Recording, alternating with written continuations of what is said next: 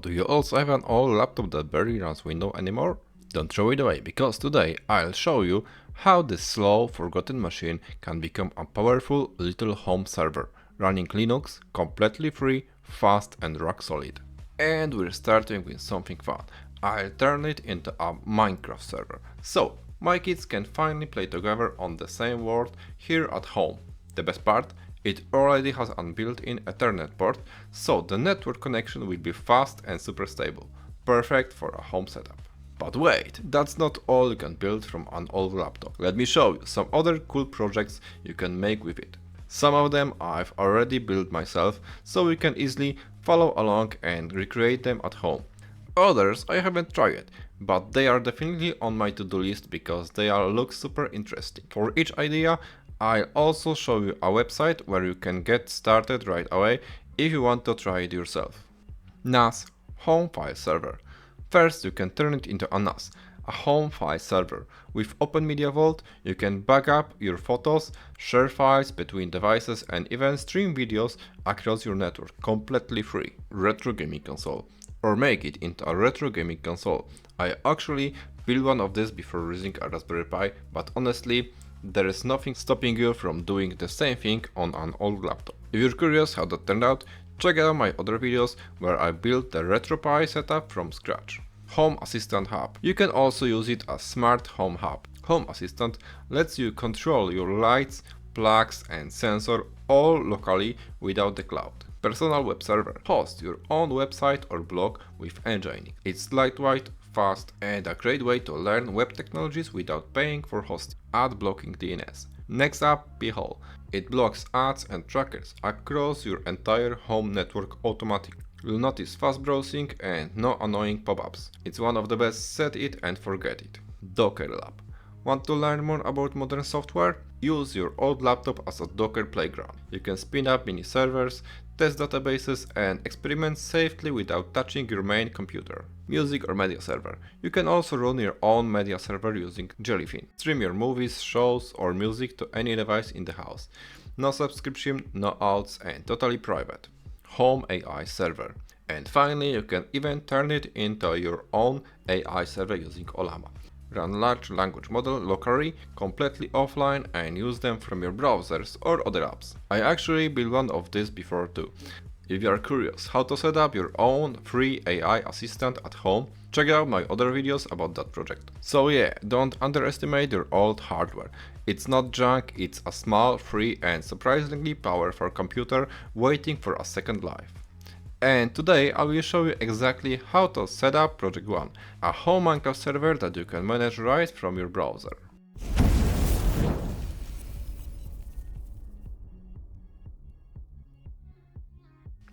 Alright, now that you've seen all the cool stuff that old laptop could become, let's actually turn it into something real.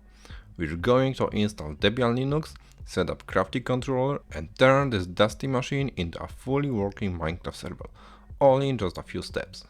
First, let's grab the operating system. We're using Debian, the newest stable release. Go to the official Debian website and download. Once the ISO is downloaded, plug in a USB stick.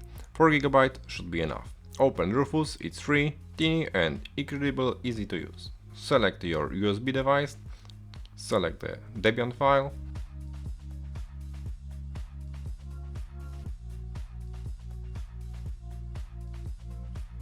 and click Start. Rufus will warn you that everything on the USB will be erased. That's normal. In a moment your flash drive becomes a Debian installer.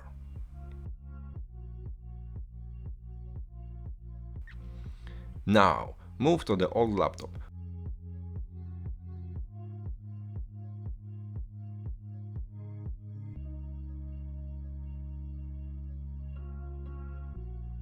Plug it in your USB stick and power it on. You might need to press a boot key, usually F2, F12, escape or delete, depending on the brand. Choose your USB drive and Debian will start loading.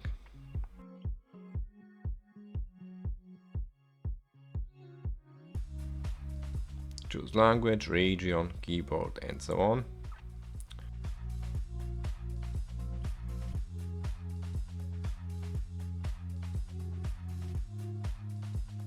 If you're using Ethernet, and you should for the server, everything will configure automatically.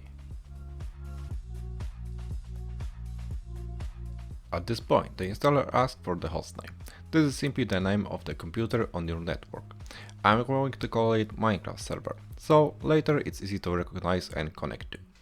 You can choose any name you like, but using something descriptive makes managing your home server much easier.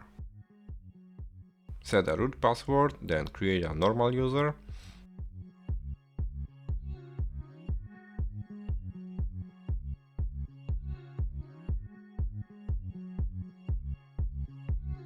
I recommended naming it Minecraft. This will be the account running on my server. Password, time zone,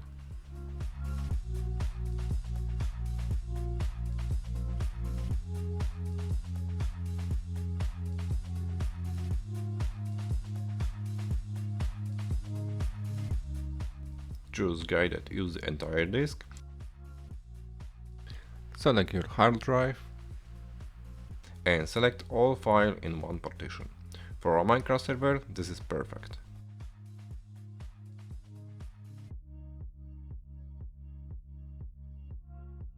Finish.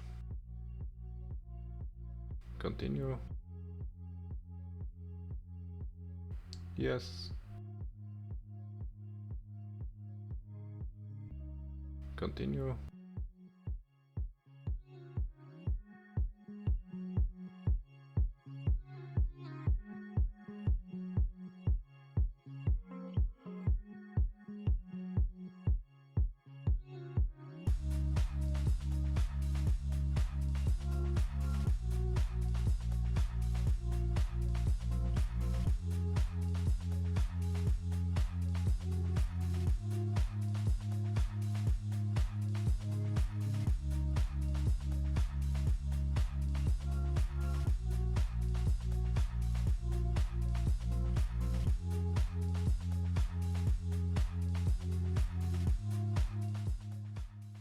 Okay, we want this machine light, fast and efficient, so no graphical user interface, just SSH, and start the system utilities.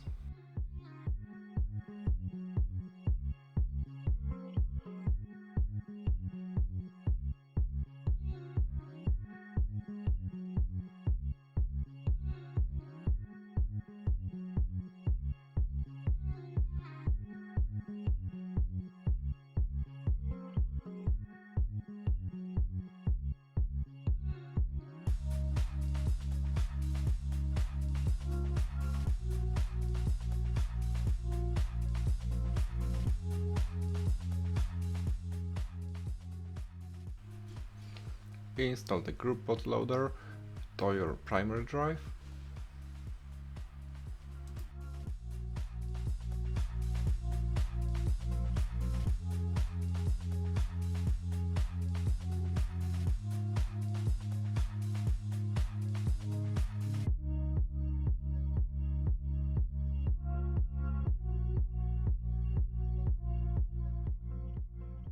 When the installer completes, remove the USB stick and reboot.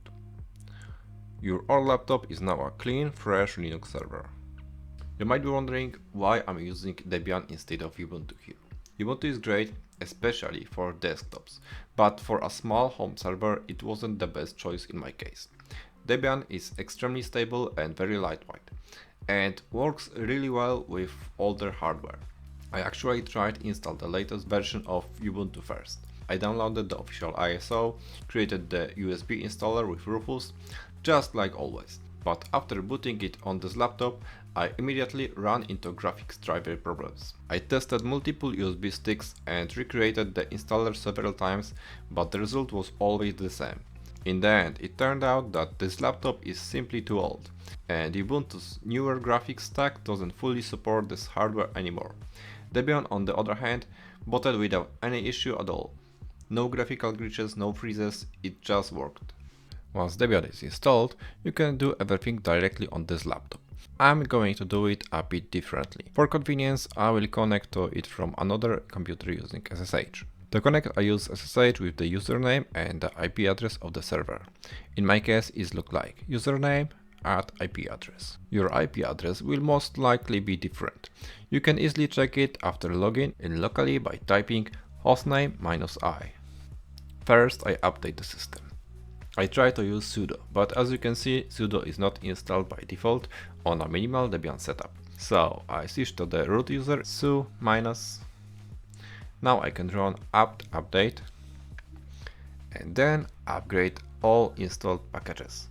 Apt upgrade yes, -yes.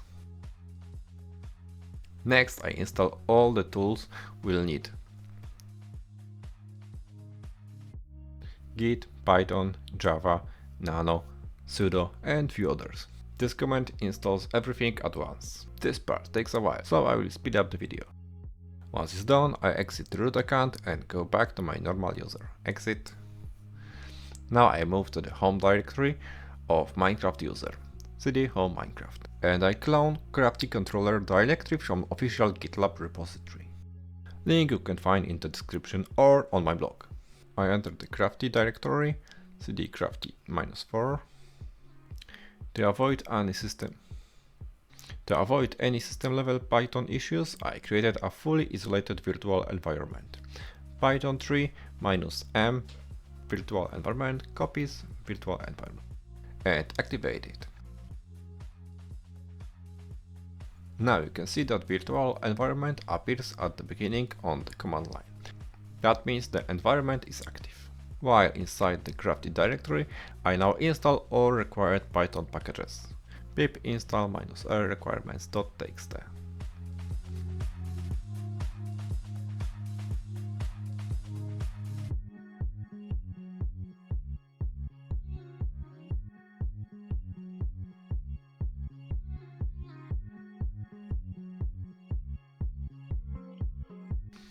And now I start Crafty Controller for the first time. Python 3 main Python. Crafty is now starting up. On startup, Crafty shows the address where the web interface will be available. In my case, this one, on port 8443. Before opening it in the browser, there is one very important thing we need to check. By default, Crafty generates a random admin password and saves it in a file. I stop the server for a moment and open this file. defaultcreds.txt. Here you can see that the username is admin and the password is randomly generated string. I copy this password, we'll need it in a second. Now I start Crafty again. On my main computer, I open the browser and go to the Crafty address.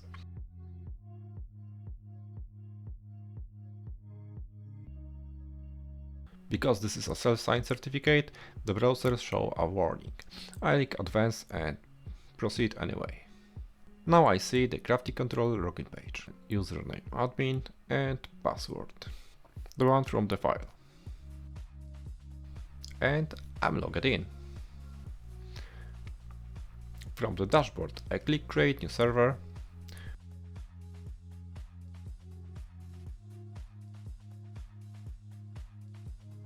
Server type Minecraft server. I leave the default settings, vanilla server, server version. I give it a name, for example, Minecraft 01. Memory limit, server ports. The defaults are perfectly fine for a small home server. Build server. Crafty now downloads the server file. This may take some moment.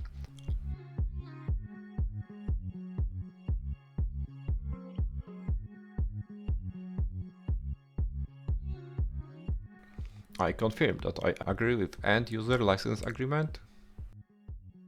After that, the server starts automatically. A moment later, the status changed to online.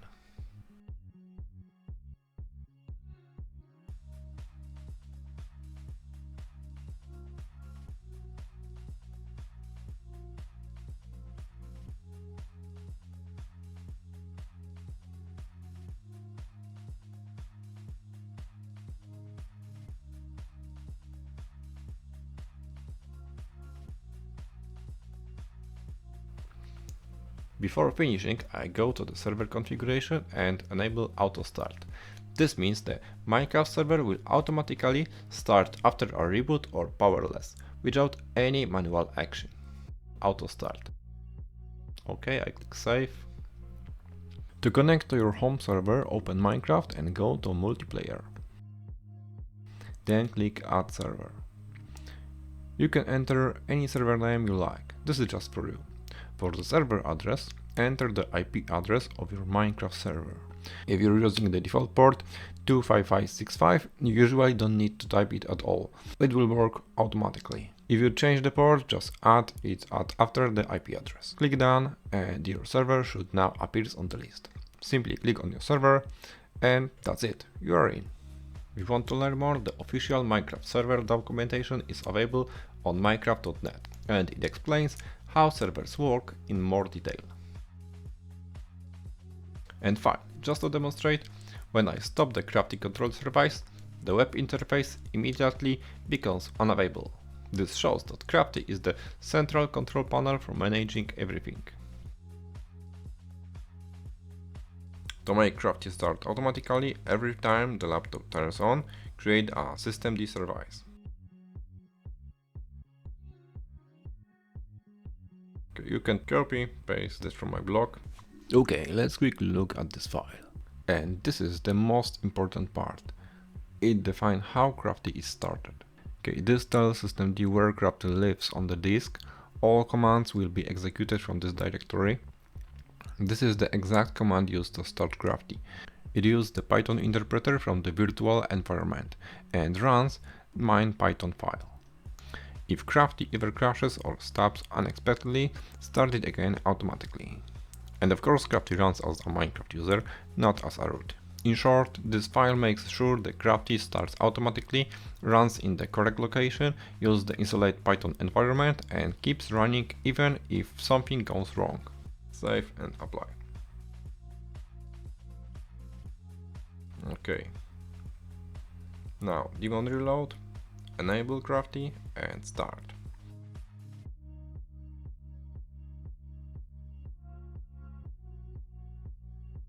Enable Crafty and start. Crafty now starts automatically even after reboot or power loss. Laptops are designed to sleep when the lid closes, but server shouldn't. So let's do this. Find handle switch and change to ignore. Save.